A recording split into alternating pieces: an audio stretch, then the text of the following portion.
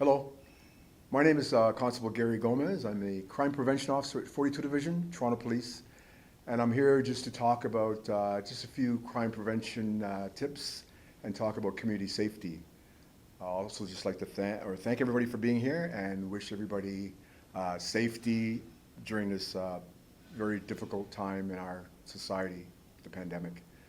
So the first thing I'd like to talk to you about is crime prevention, because a lot of people don't understand what it is. And just to give you a basic kind of definition, basically it is steps that society and the governments take in preventing crime and deterring suspects. So that's basically what it is. So any kind of action that we do that will deter a criminal from committing a crime, that is a crime prevention strategy. Something like locking your front door or locking your car, things like that. That is the most basic crime prevention technique that you can think of, but some of them are quite elaborate that I may talk about later. But right now, it's just basically, I want you to understand that you can do things in order to prevent yourself from being victimized in some cases. So a lot of times we have people that become victimized because their appearance gives off some kind of a message to a potential attacker or a potential suspect that they may be vulnerable to be victimized. In some cases, when anybody ever is walking down the street talking on a telephone, on a cell phone, that is an indication that they are vulnerable to be victimized. Because when you are concentrating on talking on the phone, you are not doing the things that you should be doing, like being aware of your surroundings, looking to see who's around you, observing what is around, where you are, things like that. When you're on the telephone, you are so much focusing on your conversation that you miss a lot of the clues that are there for you to protect yourself. So there have been studies where psychologists, psychiatrists have done studies in prisons where they've spoken to prisoners that are serving sentences for quite serious crimes, asking them about how do they choose their victim. And the most amazing result that we get from this survey is that the criminals say that they don't choose the victim lets them know that they're vulnerable to be victimized. And a lot of that is by being on the telephone, by walking with your head down.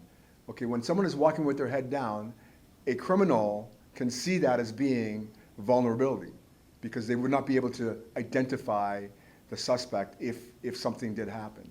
So always important to keep your head up, always walk upright, walk erect, always observe what your surroundings are, those kind of things.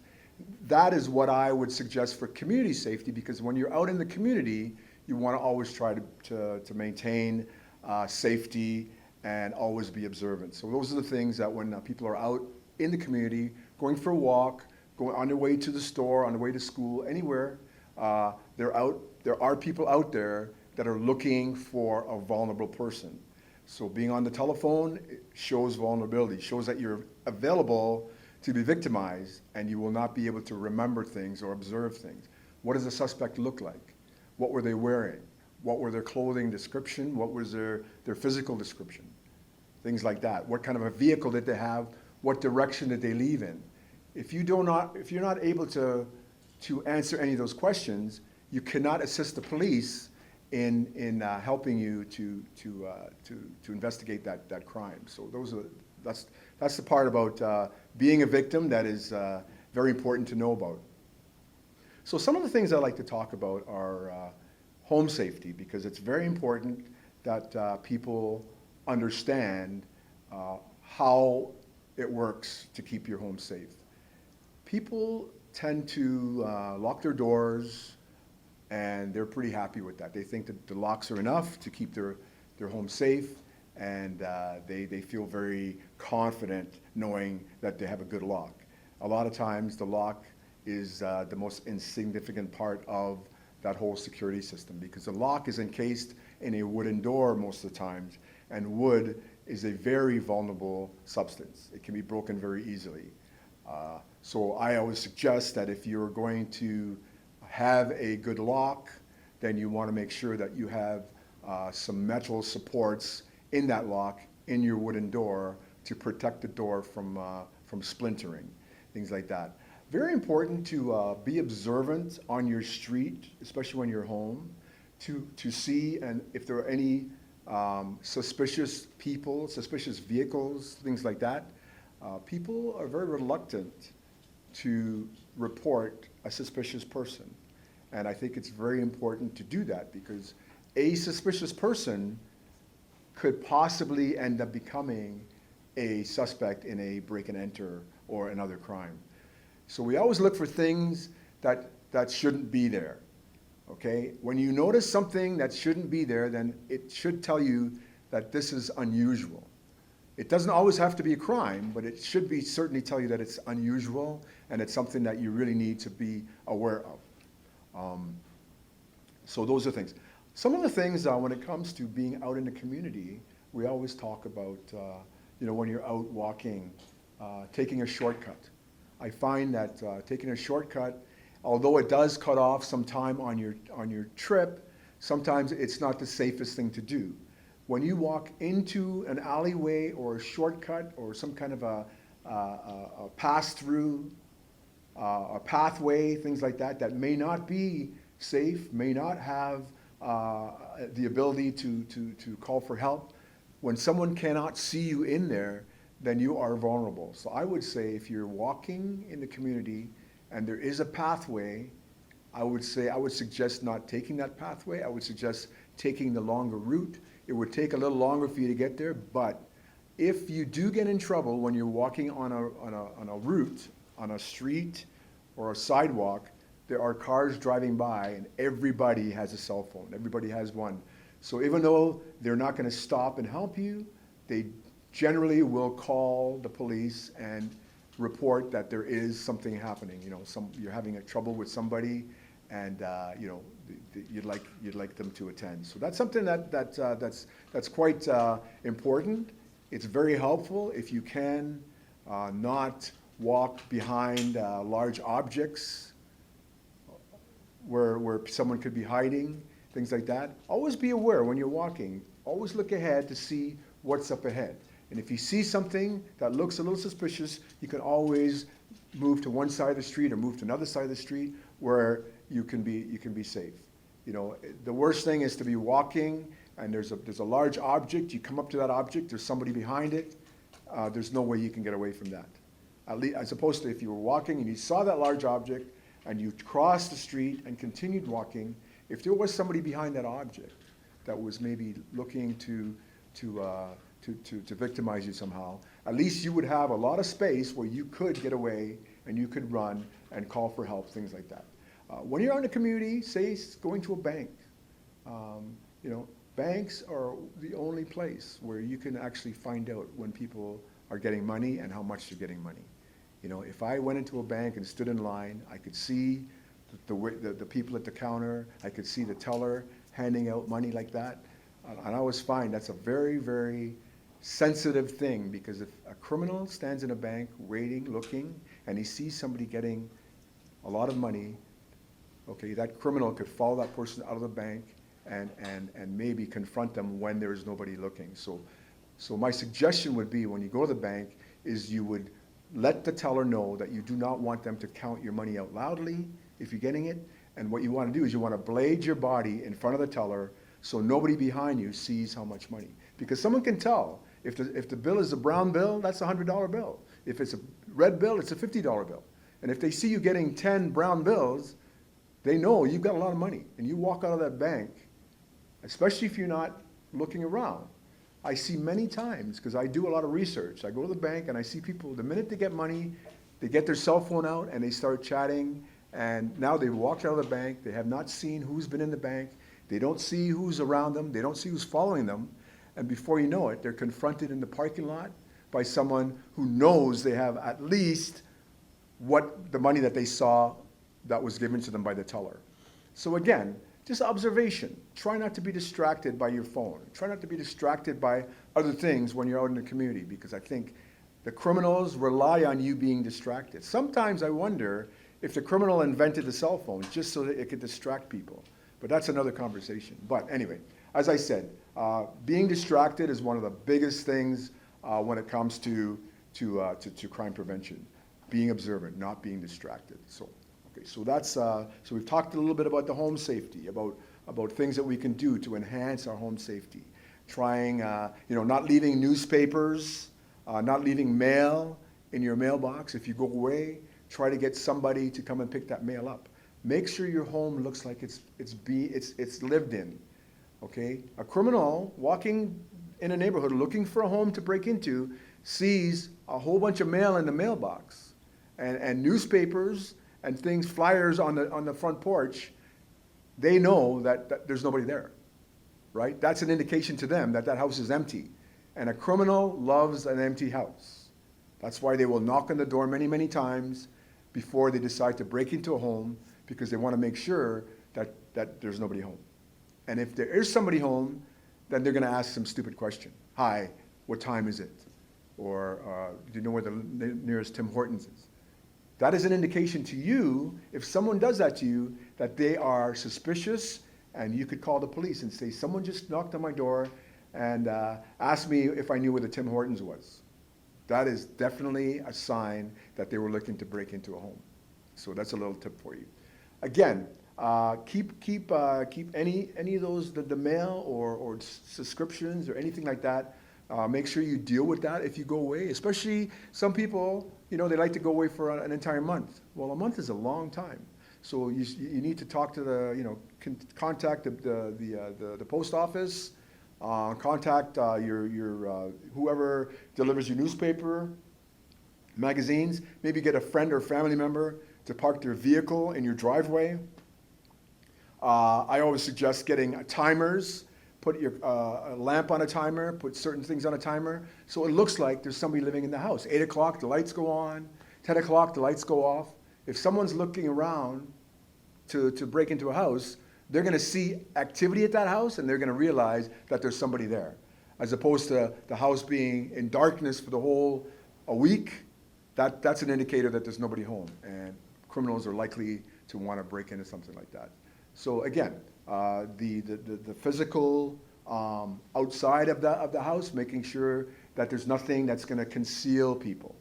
I mean, I've seen houses that have four front windows, but you can't see the windows because there's bushes that are hiding the windows. So if somebody wanted to break in through the window, they could hide behind the bush and not be seen from the outside and break in, and nobody would know. So again, keep your front of your house very clear, and that's a good thing. One of the other things I want to talk about is reporting, because many people are very reluctant to report things. They're very, I still haven't figured it out. I've been doing this job for a long time, and people just, they're not comfortable calling the police to report something. Even though it's going to benefit them, they're still a little reluctant. And I think if they see things, they're not sure, I'm not sure, I think it's always better if you see something and you think I should call the police, then I think it's probably time to call the police, because not everybody thinks they should call the police. So I think reporting something is good, because many times I've been to a community meeting in a neighborhood and I've checked some of the statistics to find out, they haven't reported any crimes. There's no thefts from autos. There's no, maybe 1 or 2 break and enters, things like that. I get to the meeting and they tell me there's been 30 thefts from autos. 30 cars were broken into. But although only one person reported. If they don't report something like that, we're not going to know that these things are happening. So it's important that when a crime does happen, if something does happen in your neighborhood or to you that is serious, that you think you're being victimized, then you need to report that to the police.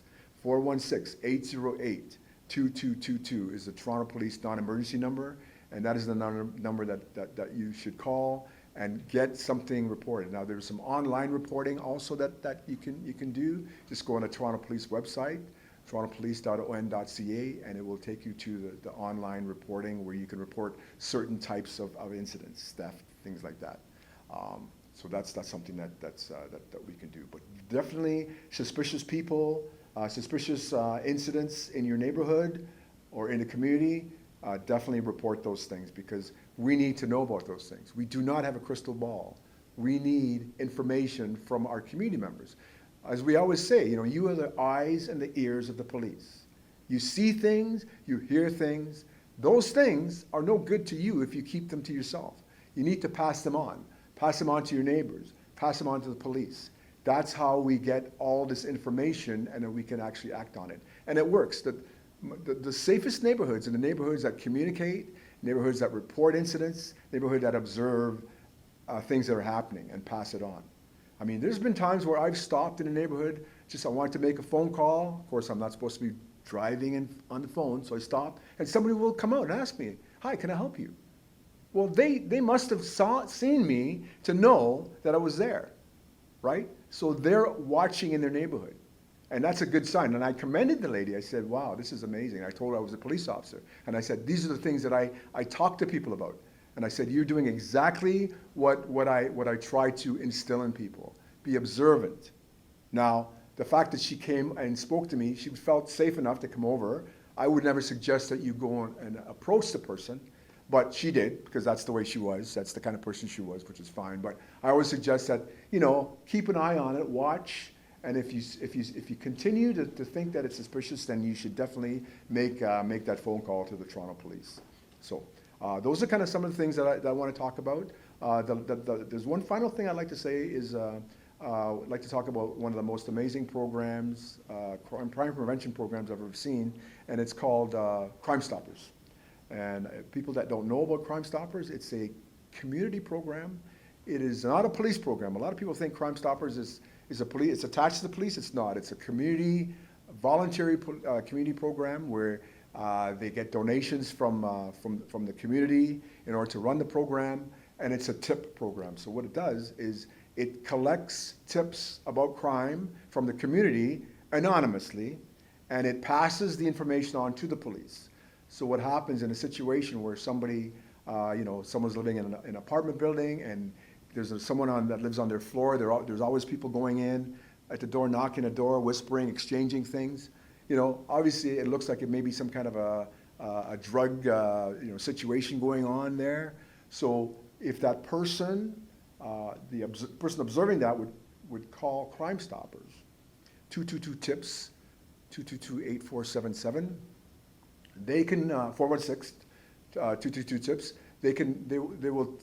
They will receive the call, and they will not take any information. There's no call display. It's 100% anonymous. And the person that's making the report will tell them what they know, what they see. There's such and such an address. There's an apartment where people are coming by day and night, knocking on the door, exchanging money, a little bit of product or whatever, and they leave. So that information will go to the division where that location is. And then it's given to detectives or officers in that division to investigate. And somehow an investigation will happen. Sometimes it might take a little while for the information to happen, but somehow, they will find out what's going on. And sometimes they will be able to arrest the person if it is a drug operation going on. Sometimes it's a theft operations, many things. Crime Stoppers has solved numerous crimes. It's a worldwide program. It's international. Crime Stoppers are all over the world, and it solves millions of crimes. It's been going since 1976. I actually have some statistics here that might help you. I can never remember them, so I'll tell you. 1 second here. So what happens is every 14 minutes, Crime Stoppers solves a major crime. Crime Stoppers has assisted with the arrest of more than 1 million criminals. Crime Stoppers has paid out about $150 million in rewards, with the average of $63,000 each week.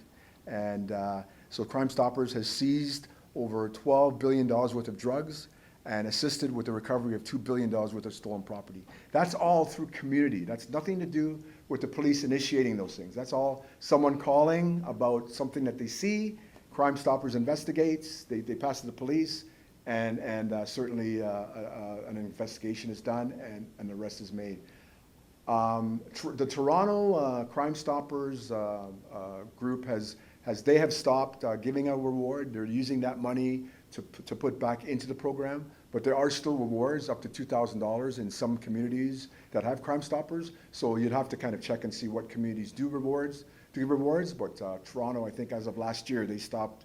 Their Toronto Crime Stoppers stopped giving out any rewards. But people usually don't do it for the rewards. It's nice to have the reward, but they usually do it because it's the right thing to do. They want to pass information on and help to solve a crime. You know, many of our murders and our serious crimes are partially solved through Crime Stoppers, because every criminal knows somebody, and that person that they know may be someone to call and give information on them. So we're quite pleased with the whole Crime Stoppers initiative. It's been going for a long time, and it really, really does work. So I think that's going to be probably enough. I thank you for listening. And once again, my name is Constable Gary Gomez. I'm the 42 Division Crime Prevention Officer.